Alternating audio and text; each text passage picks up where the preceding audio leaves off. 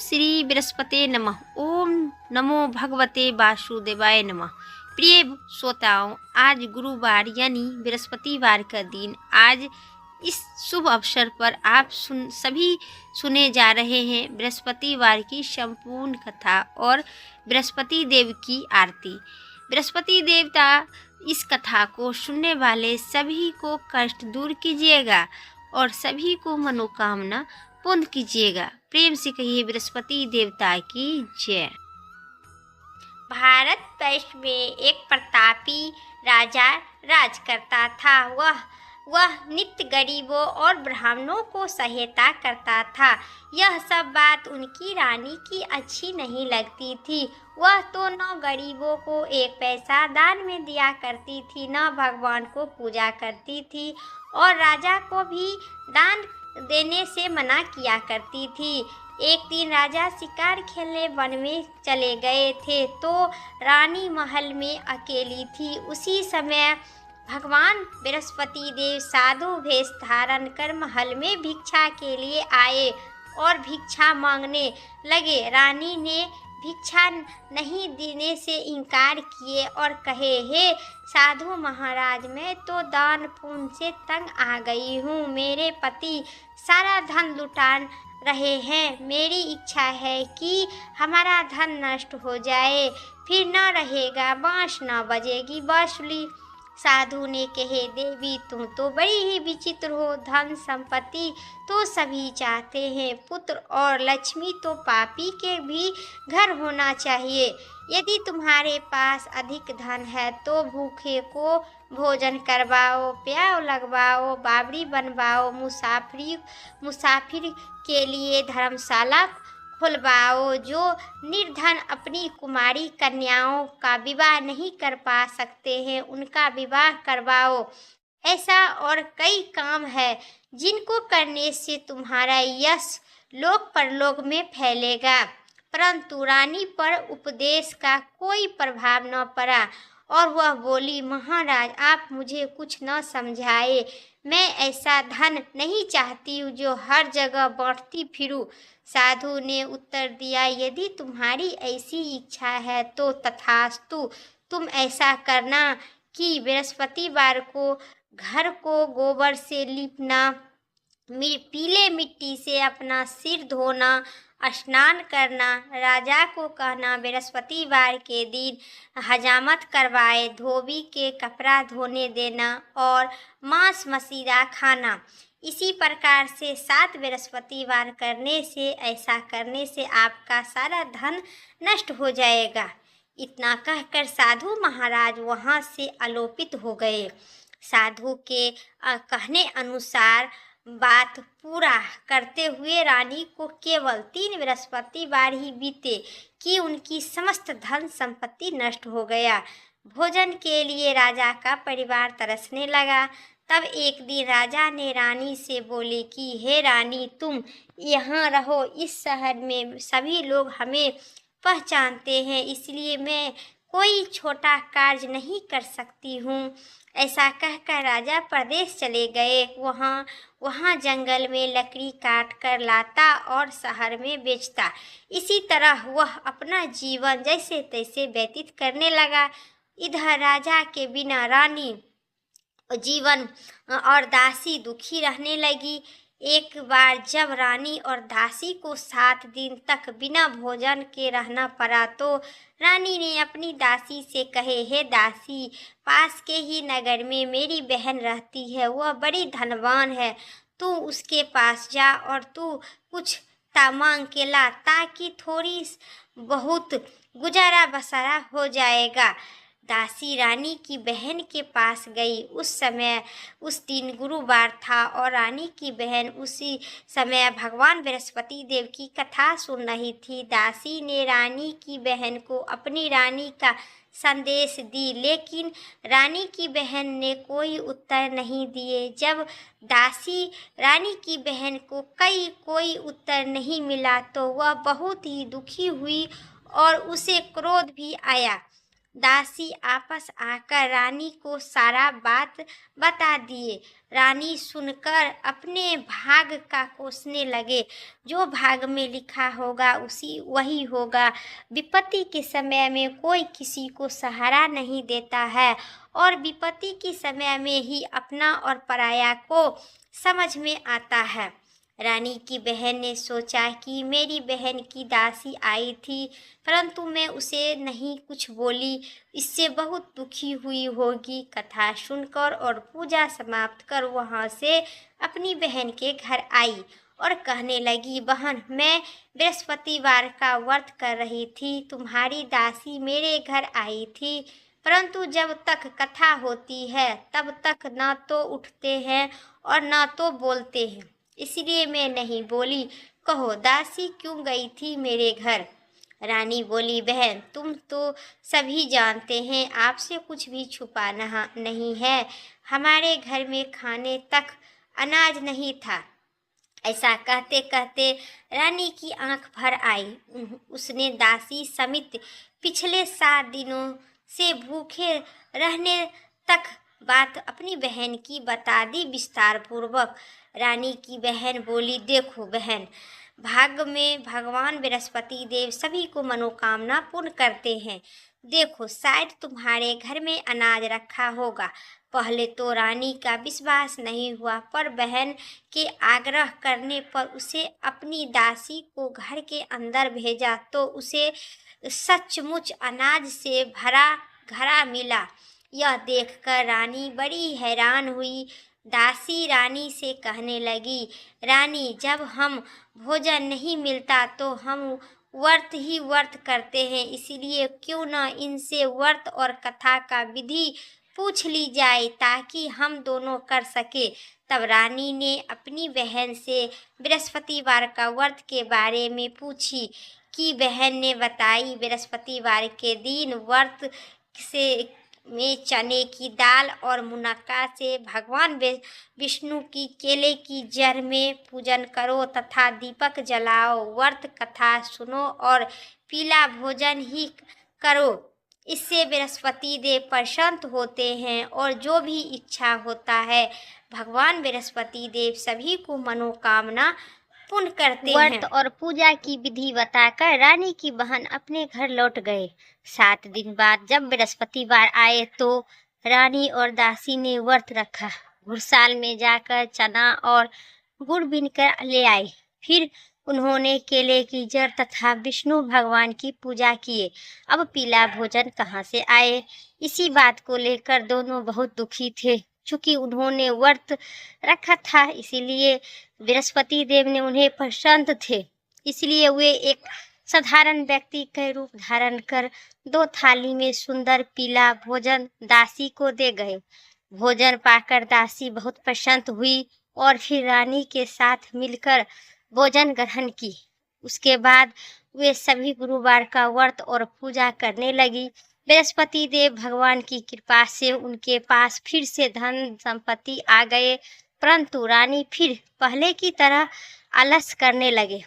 तब दासी बोली, देखो रानी, तुम पहले भी इसी प्रकार आलस करते थे, तुम्हें धन रखने में कष्ट होता है, इस कारण सभी धन नष्ट हो गया और अब फिर भगवान बृहस्पति देव की कृपा से धन मिला तो तुम्हें फिर से आलस होता है। रानी की समझाते हुए दासी कहती है कि बड़ी मुश्किल के बाद हमें यह धन पाए हैं, इसलिए हमें दान पुण्य करना आपको चाहिए।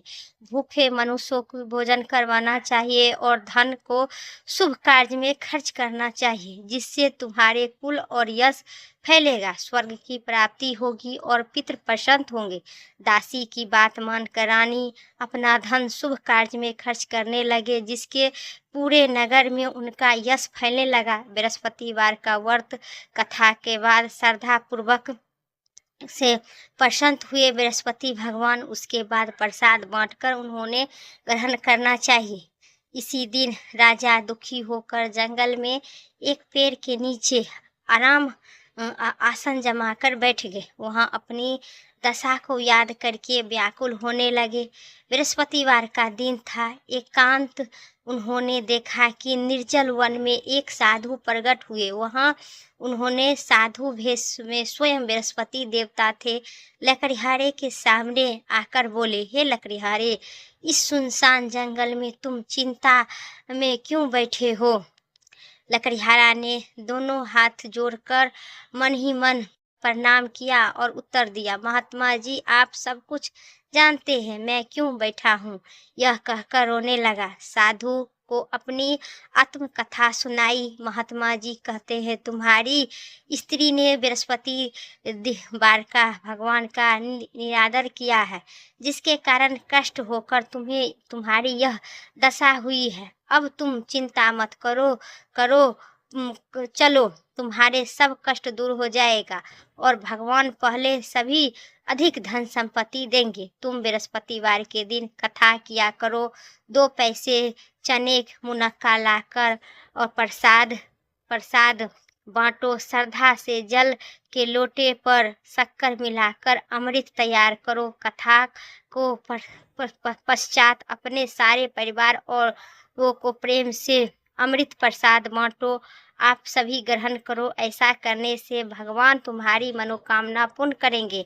साधु के ऐसा वचन सुनकर लकड़हारा बोला, प्रभु, मुझे लकड़ी बेचकर इतना पैसा नहीं जिससे भगवान को भोजन में उपरांत बचा सकूं। मैं रात्रि में अपनी स्त्री को व्याकुल देखा हूँ। मेरे पास कुछ भी संभव नहीं है जिससे उनका हाल समाचार मैं जान सकूं। उस दिन उस नगर के राजा ने विशाल यज्ञ का आयोजन किया था। शहर में घोषणा करवा दिया कि कोई भी मनुष्य अपने घर में भोजन न बनाए, न आग जलाए। समस्त जनता जन मेरे यहाँ भोजन करने आवे। इस आज्ञा को जो मनुष्य नहीं मानेगा उसकी फांसी की सजा दी जाएगी। इसी तरह से वो की घोषणा संपूर्ण नगर में करवा दिया। राजा की आज्ञा अनुसार शहर के सभी लोग भोजन करने गए, लेकिन लकड़हारा कुछ देर बाद पहुंचा। इसलिए राजा उसको अपने घर अपने साथ ले गए और जाकर भोजन कर रहे थे। रानी की दृष्टि उस खूंटी पर पड़ी जिस पर उनका हार लटका था। वहां दिखाई नहीं दिया, हार नहीं दिखाई दिया। रानी ने निर्णय लिया कि मेरा हार वही मनुष्य चुरा लिया है। उसी समय सिपाहियों को बुलाकर उनका कारागार में डलवा दिया।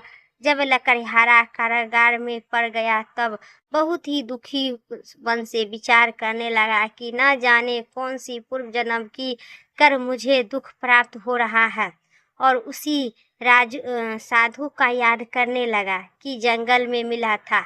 उसी समय तत्काल बृहस्पति देव साधु के रूप प्रकट कर वहां पर पधारे। उसकी दशा को देखकर कहने लगे, अरे मूर्ख, तूने बृहस्पति भगवान की कथा नहीं किया है, इसी कारण तुझे दुख प्राप्त हुआ है। अब चिंता मत करो। बृहस्पतिवार के दिन कारागार के दरवाजे पर 4 पैसा मिलेगा, उससे तू बृहस्पति देव की पूजा करना, सभी कष्ट दूर हो जाएगा। बृहस्पतिवार के दिन 4 पैसा मिला। लकड़हारे ने कथा कही। उसी रात्रि बृहस्पति देव ने नगर के राजा को स्वप्न में कहा, ऐ राजा, तूने जिस आदमी को कारागार में बंदी बनाकर रखा है वो निर्दोष है, उसे तुम छोड़ दो। तुम्हें नहीं छोड़ेगा, तुम्हारे सभी राजपाट नष्ट कर दूंगा। जिसे सपन में लकड़हारा ने सुना, बंदीगार में यह निर्दोष है, वह राजा उसे छोड़ दिया। रानी का हार उसी फूटी पर लटका था। अगर तू ऐसा नहीं करेगा तुम्हारा समस्त राज नष्ट कर दूंगा। इसी तरह से रात्रि में स्वप्न देखकर राजा प्रातःकाल उठकर और खूंटी पर हार देखकर लकड़हारा को बुलाकर क्षमा मांगा तथा लकड़हारा को योग्य सुंदर वस्त्र आभूषण देकर विदा कर दिया। बृहस्पति देव की आज्ञा अनुसार लकड़हारा अपने नगर चला गया। राजा जब अपने नगर के निकट पहुंचा तो उन्होंने आश्चर्यचकित के ठिकाना नहीं हुआ। नगर में पहले से अधिक बाग, तालाब और कुआं, बहुत सी धर्मशाला, मंदिर इत्यादि बने गए थे। राजा ने पूछा कि ये सब किसने किया है? धर्मशाला, तब नगर के सब लोग कहने लगे कि यह सब आपकी रानी ने किए हैं। तो राजा ने आश्चर्यचकित हुआ और गुस्सा भी आया। जब रानी ने यह खबर सुना कि राजा आ रहे हैं तो उन्होंने बांदी से कहा कि हे दासी, राजा हमको कितनी बुरी हालत में छोड़कर गए थे। हमारी ऐसा हालत देखकर वहाँ लौट आए हैं, इसीलिए तू दरवाजे पर जाकर खड़ा हो जा। आज्ञा अनुसार दासी दरवाजे पर जाकर खड़ा हो गई। राजा आए तो उन्होंने अपने साथ लेवा लाए। तब राजा ने क्रोध करके अपनी रानी से पूछी, यह धन तुम्हें कैसे प्राप्त हुआ है? तब रानी ने कहे, हमें भगवान बृहस्पति देव की व्रत के प्रभाव से हुआ है। राजा ने निर्णय किया कि 7 रोज बाद बृहस्पतिवार का पूजा करता हूँ, परंतु प्रतिदिन दिन में 3 बार कथा कहूँगा, रोज व्रत किया करूँगा। अब हर समय राजा दुपट्टे में चना की दाल बांध कर रखे थे तथा दिन में 3 बार कहानी कहते थे और सभी को कहते थे, मेरे बृहस्पति भगवान की कहानी सुना कीजिए। एक रोज राजा ने विचार किए कि चलो अपनी बहन के यहाँ जाते हैं। इसी तरह निर्णय कर राजा घोड़े पर सवार होकर अपनी बहन के यहाँ गए। मार्ग में उन्होंने देखा कि आदमी मुर्दे के लेके जा रहे हैं। उन्होंने रोककर राजा ने कहने लगा, अरे भाइयों, मेरी बृहस्पतिवार की कथा सुन लो। आदमी बोले कि मेरा आदमी मर गया है, इसको अपनी कथा पर पड़ी है। परंतु कुछ आदमी बोले, अच्छा कहो, तुम्हारी कथा मैं सुनती हूँ। राजा ने दाल निकाली और कथा कहना शुरू कर दिए। आधा कथा हुआ तब मुर्दा हिलने लगा और जब कथा समाप्त हुआ तब मुर्दा राम राम करके उठकर मनुष्य खड़ा हो गया। आगे मार्ग में उन्होंने एक किसान खेत में हल जोत रहे थे। राजा ने उसे देखकर और उन्होंने बोला, अरे भाइयों, मेरी बृहस्पतिवार की कथा सुन लो। किसान बोला, जब तक आपका कथा सुनूंगा तब तक 4 हल जोत लूंगा, जो अपनी कथा किसी और के सुना देना। इसी तरह राजा आगे चला गया। राजा के हटने से बैल गिर पड़ा। किसान के पेट में दर्द होकर वो जोर से गिर गया। उसी समय उनकी किसान की माँ रोटी लेकर आई। उन्होंने जब यह देखा तो अपनी पुत्र के सब हाल पूछा और बेटे ने सभी हाल कह दिए। तो बुढ़िया माँ दौड़ी दौड़ी उस घुड़सवार के पास आए और उसने बोली कि मैं तेरी कथा सुनूंगी, तू अपनी कथा मेरे खेत पर जाकर कहना चलकर कहना। राजा ने बुढ़िया अम्मा के खेत पर जाकर कथा कही। जिसके कथा सुनते ही बैल उठकर खड़ा हो गया तथा किसान के पेट में दर्द बंद हो गया। राजा अपनी बहन के घर पहुंची। बहन ने भाई की खूब आदर सत्कार और किया और खूब खातिरदारी की। फिर राजा को प्रातः हुआ। जब राजा प्रातः उठकर देखा कि बहन के घर में सभी नहाने धोने से पहले खाना ही खा रहे हैं, तो फिर राजा ने पूछा कि अरे बहन, यहाँ पर सभी लोग पहले खाना ही खाते हैं, कोई नहाते नहीं है, मेहनत मजदूरी नहीं करते हैं। दूसरे रोज प्रातः काल जो वह देखा कि सब लोग भोजन कर रहे हैं, तो अपनी बहन से कहा, ऐसा कोई मनुष्य नहीं है जिससे भोजन नहीं किया हो। मेरी बृहस्पतिवार की कथा सुन लो। बहन बोली, हे भैया, इस देश में ऐसा ही है, पहले यहाँ के लोग भोजन करते हैं, बाद में अन्य काम करते हैं। अगर कोई पड़ोसी हो तो देखता हूँ। वह ऐसा कहकर देखने चली गई, परंतु उन्होंने कोई ऐसा व्यक्ति नहीं मिला जिसमें भोजन नहीं किया हो। अतः वह एक कुम्हार के घर पहुंची, जिनकी लड़का 3 दिन से बीमार था। उसने मालूम नहीं था कि उसे यहाँ 3 रोज से किसी के भोजन नहीं खाया है। रानी ने अपने भाई की कथा सुनने के लिए कुम्हार से कहा। वह कुम्हार तैयार हो गया। राजा ने जाकर बृहस्पतिवार की कथा कही, जिसके सुनकर उनका लड़का ठीक हो गए। अब तो राजा की प्रसन्नता होने लगी। एक रोज राजा ने अपनी बहन से कहा कि हे बहन, हम अपने घर को जाएंगे, तुम भी मेरे साथ चलो, तैयार हो जाओ।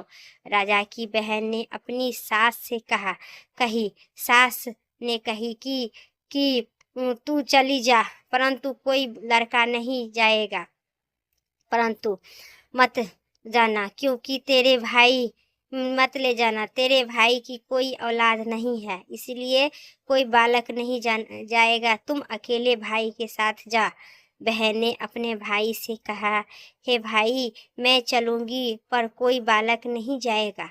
राजा बोला, जब कोई बालक ही नहीं जाएगा तब तू ही जा कर क्या करेगी। बड़ी ही दुख मन से राजा अपने नगर लौट गए और आए। राजा ने अपनी रानी से कहे, हम निसंतानी है, निर्वंश है, हमारे मुंह देखने का धर्म नहीं है और कुछ भोजन नहीं किए और रात भर सैया पर लेटकर चिंतित में रहे कि मैं निसंतानी हूँ, इसलिए मेरी बहन की सास मेरे यहाँ आने से इनकार कर दिए। फिर रानी कही, सभी को मनोकामना भगवान बृहस्पति देव पुण्य किए हैं, मेरे भी पुण्य करेंगे। रानी बोली, हे प्रभु बृहस्पति देव, आप सब कुछ दिए हैं, वह आप औलाद भी आवश्यक देंगे। उसी रात को बृहस्पति देव ने राजा के स्वप्न में कहे, उठो राजा, सभी सोच त्याग दो, तेरी रानी गर्भवती है। राजा की बात सुनकर बड़ी खुशी हुआ। 9वें मास में रानी गर्भवती से सुंदर पुत्र पैदा हुआ। तब राजा बोला, हे रानी, स्त्री बिना भोजन करके रह सकती है, परंतु बिना कहे हुए नहीं रह सकती है। जब मेरी बहन आवे तुम उसे कुछ मत कहना। रानी सुनकर हाँ कर दी। जब राजा की बहन ने यह शुभ समाचार सुना तो वह बहुत खुशी होकर तथा बधाई लेकर अपने भाई के यहाँ आई। तब रानी ने कहा, घोड़ा चढ़कर आए हैं कि गधा चढ़कर आई है। राजा की बहन बोली, भाभी, मैं इस प्रकार न कहती तो तुम्हें औलाद कैसा मिलता। बृहस्पति देव ऐसा ही है, जैसे जिसका जो मनोकामना होता है, भगवान बृहस्पति देव की कृपा से सभी को पूर्ण करते हैं। जो श्रद्धा पूर्वक बृहस्पतिवार का व्रत करता है एवं कथा पढ़ता है अथवा सुनता है, दूसरों को सुनाता है, बृहस्पति देव उनकी सभी मनोकामना पूर्ण करते हैं। प्रेम से कहिए, बृहस्पति भगवान की जय। ओम जय बृहस्पति देवा, जय बृहस्पति देवा, छीनी छीनी भोग लगाऊं, कदली फल नेवा। ओम जय बृहस्पति देवा, तुमी पूरणी परमात्मा, तुमी अंतर्यामी, जगति पिता जगदीश्वर, तुमी सभी के स्वामी। ओम जय बृहस्पति देवा, चरनामिति निजिमल, सभी पात की हरिता, सकल मनोरथ दया कर, कृपा करो भरिता। ओम जय बृहस्पति देवा, तन मन धन अड़िपने करे, जो जन शरण पड़े, प्रभु प्रगट तब होकर आकर द्वार खड़े। ओम जय बृहस्पति देवा, दीन दयाल दयानिधि, भक्तन हितकारी, पाप दो सब भरिता, भव बंधन हारी। ओम जय बृहस्पति देवा, सकल मनोरथ दया कर, सब सैयन तारे, विषय विकारी मिटाओ, संतन सुखकारी। ओम जय बृहस्पति देवा, जो कोई आरती तेरी प्रेम हित सहित गावे, हो स्वामी प्रेम सहित गावे, जेठानंद बंद सो निश्चय पावे। ओम जय बृहस्पति देवा, स्वामी जय बृहस्पति देवा। प्रेम से कहिए, बृहस्पति भगवान की जय। अगर जो आप सभी को इस वीडियो पसंद आई तो चैनल पर नए हैं तो कमेंट बॉक्स में बृहस्पति भगवान की जय जरूर लिखें, और पहला बार आए हैं चैनल को तो सब्सक्राइब करके बेल आइकन प्रेस करें, जिससे कि इस वीडियो के नोटिफिकेशन आप सभी को सबसे पहले ज़रूर पहुंचेगी। जय बृहस्पति भगवान की जय।